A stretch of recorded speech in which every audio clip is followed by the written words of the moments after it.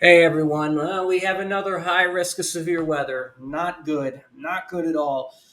I'm seeing some parallels between this and the April 27th outbreak of 2011, to be honest. Like, I'm not saying it's going to be as bad, but it's not good.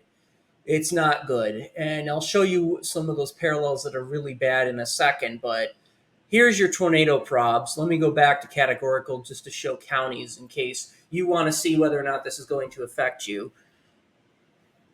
And let me get rid of counties real quick. Tornado props, 30% hatched. I don't really think I need to say anything. That's unusual and really bad.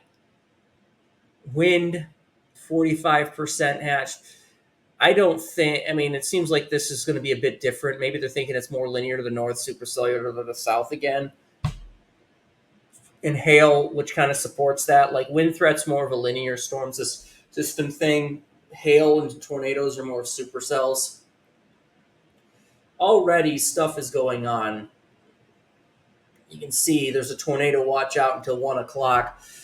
It really never is going to stop today, as far as I can tell. So let's go to the HER, which I'm not so sure how much credence I give this model run because it's not really picking up the fact that there's existing convection going on. I mean, there's a little bit here, but it's understating it. It has that fizzling out, but as you can see, this isn't going anywhere anytime soon. If anything, it's maintaining itself pretty solid. So I don't know about this, but this has a line going through up north, which again, it's not like the risk is not even being picked up on there. I really hope that doesn't happen because like that's not even in the highest risk area. So people might be thinking, oh, they're out of the woods. No, you're not. If that's what ends up happening, then it has this really bad band of supercells and broken stuff going through later on. And this is bad. This is really bad. All these helicity swaths, this is really bad until it evolves into a more linear component. But again, I'm not so sure how much credence I give this. Unfortunately, I can't take soundings. I would take a sounding if I could, but it's not working. So this actually captures what's going on right now, the 12Z NAM nest. So what ends up happening is you have this existing convection that just kind of never stops. Where is this compared to actually what's going on right now? I'm just going to compare the two. Yeah, it's kind of it is about the same area. So this seems like one thing you can do with these models is you can see, does it pick up existing convection? If it doesn't pick it up, it's probably not going to be as accurate because it's not picking up the initial conditions as well. That's the problem with the HER run, is it's not picking up the initial conditions very well.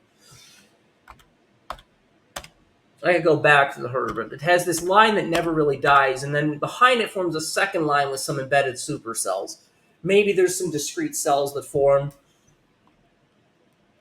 but it seems like this is more linear with embedded, which would probably actually be somewhat better in some ways because those struggle to reach high end EF5 and whatever tornado status because you got all this stuff that's competing with itself, and it also has this line ahead of it that's problematic. Unless, of course, this somehow is what forms the supercells. Then I stand corrected.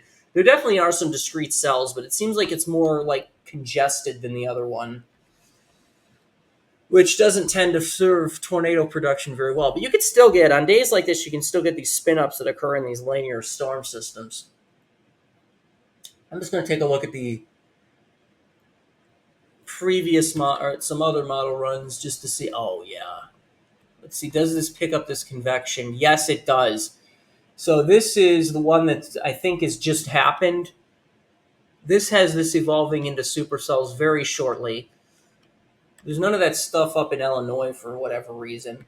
Yeah, if this pans out, this is bad. You can see like there's these broken lines with all these helicity swaths.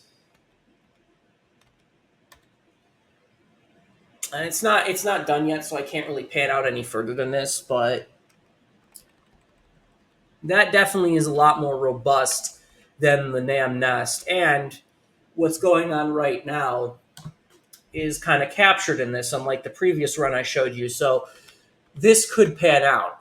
I could say this has accurate initial conditions, so it's more likely to pan out than the one I showed before.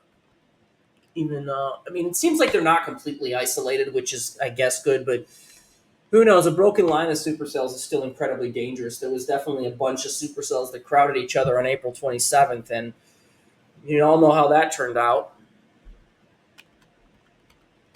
So yeah, I would say if you're in anywhere in here, especially, but anywhere in the risk area, let's just go back to this. Show caution. Like this is not good. This is not good at all when you see something like this.